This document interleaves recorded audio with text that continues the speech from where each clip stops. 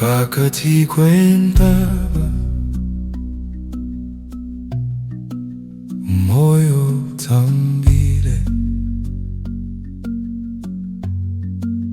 ilanga lipheka esikhumbeni. Ndiyakhola, ndiyazula, amayeza avele nuyele, ivumba lomhlaba omtsha, ndiphefumla kancinci, ndiphuma kuzo zonke iingcina. Izintaba ndemifula emihle, ndiyamamela uthule, amanzi endalo emlonyeni andikhumbuza ikhaya lam. Ndisele utoyo, ndisele utoyo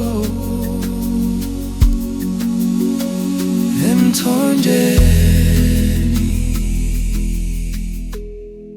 wendalo. Imitha yelanga elizulayo idale emanzini, amaqhawe aseba phezulu akhalisa umphefumlo wami. Izifole zengoma yentaba zephula uvalo lwami, indlela yami kasekakuhle kanti ngiyapalawe. Izintaba emifula emihle, ndiyamanyela uthule, amanzi endalo emlonyeni andikhumbuza ikhaya lam. Ndisele uxolo, ndisele uxolo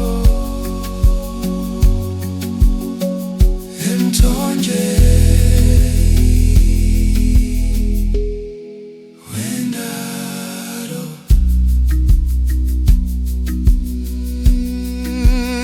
Ndithi